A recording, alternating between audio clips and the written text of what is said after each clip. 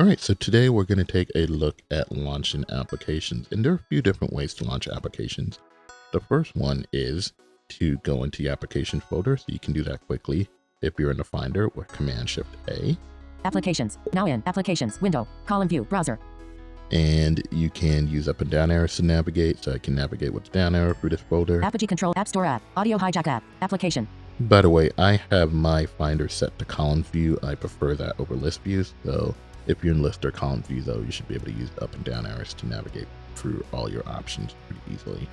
Another option we can do is we can do first letter navigation. So let's say you want to launch messages. You can start typing the word messages. Like by the time I type ME, it will land me on messages. Mail app, messages app, application. And there you go.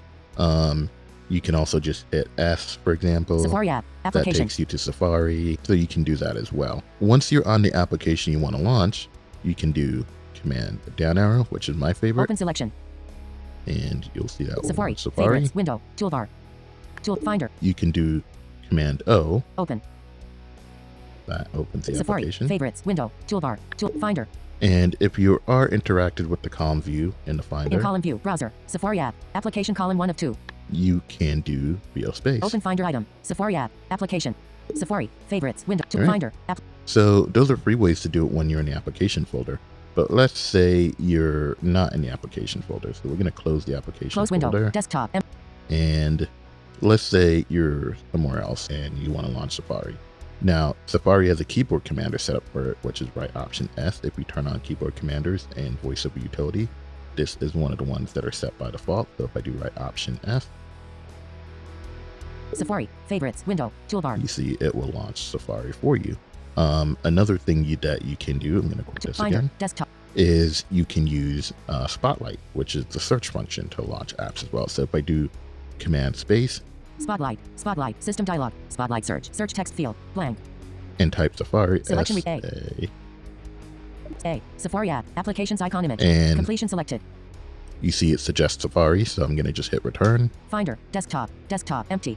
Safari, favorites, window. and that also launches Finder, Safari. So those are a few different ways you can launch apps. You can go into the application folder, find the app you want that way, and open it with either Command down arrow or Command O. I prefer Command down arrow because usually my hand's already on the VO keys and the arrow keys. So it's pretty easy, even though I use caps lock as my VO key, it's pretty easy when my finger is on caps lock to use my thumb, just hit Command and I'm already on the arrow keys.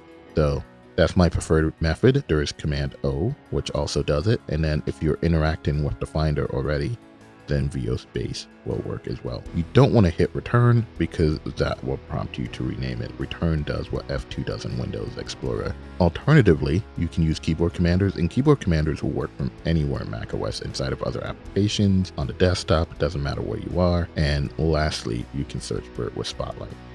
All right, hopefully that was helpful. Let me know in the comments what other tips and tricks you'd like to see me cover. And if you have any tips or tricks of your own that you'd like to share with the community, please feel free to share them down below.